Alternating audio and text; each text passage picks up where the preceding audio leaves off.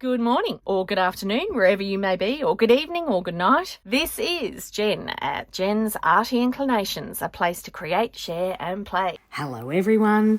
Well, I decided that when I saw some of Tracy Fox's things come out in Creative Expressions, I had to get a couple. So I got a stamp set and her etymology papers. And oh my gosh, they are so beautiful. I love how they're double-sided. It's really hard to choose which ones to use. But as soon as I saw the papers, I thought, wow, these make such cute books. So I just did these really simple little notebooks, little belly band on the inside cover with nothing more than a piece of lace.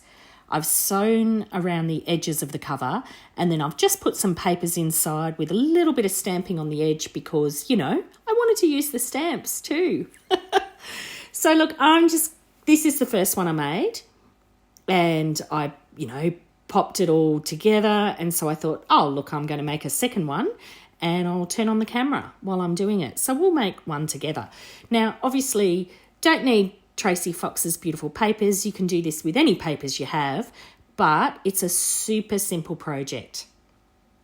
So the papers are just beautiful for a nice soft cover. I'm just trimming off the top edge, which has, the labelling on it, folding my piece of paper in half. Don't these make such cute covers? I rounded the two outer corners just with my corner chomper and gave a slight inking around the edges, and then I popped it under my sewing machine and I just did two wonky sewing lines all around the outside.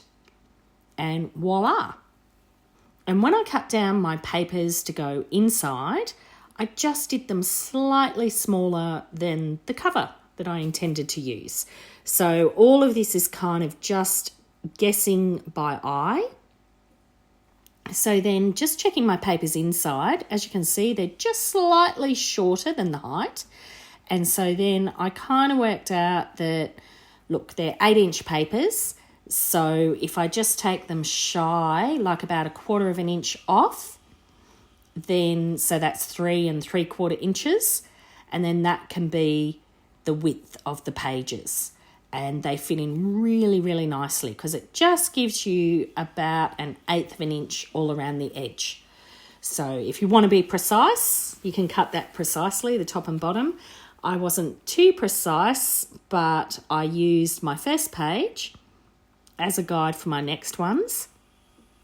So then I just folded up. How many pages did I do? I did 5. A couple of coffee dyed papers, a couple of these watercolour papers that are toned, and just a normal buff paper. So slightly different thicknesses, but not overly so. Then I just did a little half butterfly stamp on the front, on the bottom of the front and the top of the back. Kept it really simple. I did exactly the same as I did the one before. So I didn't want to overdo the stamping because I wanted these to still be something that someone can write in, can take notes in. I didn't do a load of pockets. I just kept them nice, clean papers with just some inking. Really simple. And then I do a 3-hole pamphlet stitch. Here I am just inking across. This is a guide that you can rule lines on your page with a pen or pencil. I decided, that's way too much hard work. I'll just ink it. And then on the second one, to just do on the edges of some of the papers, as you can see, I just took the edges in, like a waterfall, a staggered edges. So then I could just stamp across all at once. Now that works quite nicely because when they're in your book, you do your eye just notices that it's part of the same picture without noticing it, obviously, but it sort of makes it all sit in nicely together. So did the same on the other side, just staggered the edges. I'm not folding them, I'm just holding them in place. And then this time, obviously, they're going to be going the other way. So turn them around and did exactly the same, just popped a stamp across all of those edges all at once. So it's a quick and easy way to get some edge stamping. Now, I did this with the butterfly because I wanted to use some of Tracy's stamps that I just got in. But you can imagine if you did it with text stamps or anything else like that. Really lovely. Okay, all I did for the little belly band in the front, hello kitty cat, was I just had a cat jump up on my lap.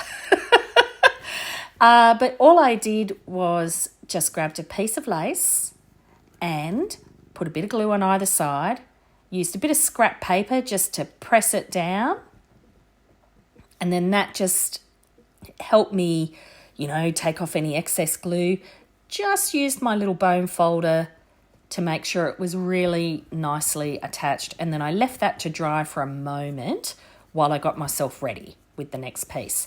So I just snipped down the lace. Now I find that if I glue it down and then snip it, I definitely get a better edge on it rather than trying to cut it to the precise width. Now here I had this lovely little craft coloured reading lists, and so I just rounded the corners and inked around the edges, and then that will go nicely into the belly band. And then I'm getting my papers together in a signature. This is what it's called when you put it together. This is just a single signature little tall notebook.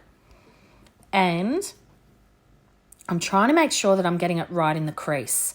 Now, I've left this mistake in. I didn't actually get these nice and pushed right into that crease, so I had to undo that bulldog clip partway through, but it was still salvageable. Now, the length of thread for this is just over 2.5 times the height, and that's more than enough. I used to always do 3, but I find that's often too much. So anyway, now I've got them all pushed together, I'm just doing 3 holes with a pokey tool. Now, I've got an awl that I'm using here. You could use a needle. You could use, the end of your scissors if you really have to. You can use a hole punch. It's fine if they're nice and slightly bigger. It can add a bit more rusticness to it. Now, see here I realised that top one wasn't quite meeting. So I'm pushing it through again on those first 2 holes, and then I am pushing through the top one before I put my bulldog clip back on. Now, once you've done a few of these, you will find that sometimes you don't need to clip it. You just get used to how to hold them in your hand. But if you want to be really accurate, do clip them together because they can shift very, very easily. And then I'm just sewing my 3-hole pamphlet stitch. So out through the middle, in through the bottom, out through the top, back in through the middle. And when you come back in through the middle, you want to be careful that you don't put your needle through the thread that's already in that hole. You want to put the thread beside the thread that's in that hole. And then that means that you haven't split your thread and you can tighten it up nicely if you need to tighten it up. I really love any kind of sewn binding. The 3-hole pamphlet stitch is an easy one to use, and it is actually used in some books that are commercial books as well. Oftentimes they're 5 holes. But yeah, Coptic stitch, 3-hole pamphlet stitches, Japanese binding, the stab bindings.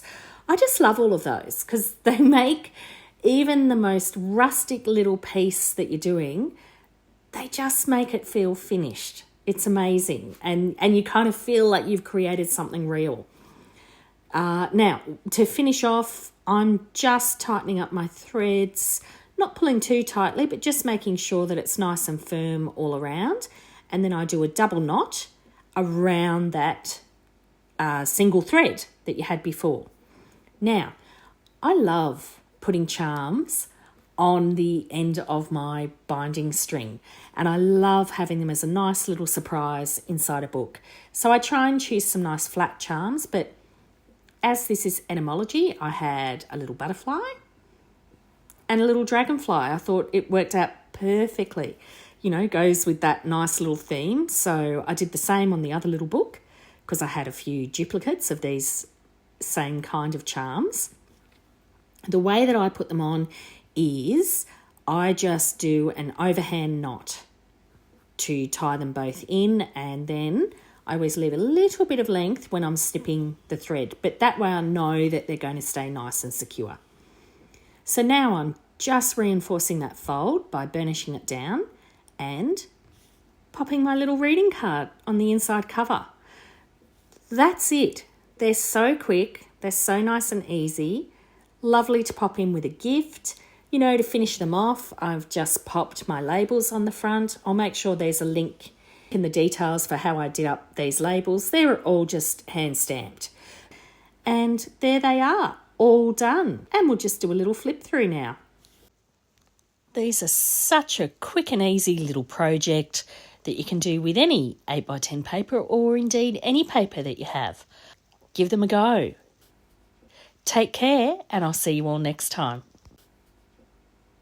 I'd love it if you could leave me a comment below. Hit the like button if you enjoyed what you saw today. And of course, please subscribe if you haven't already. I will see you next time. And in the meantime, keep creating. Enjoy!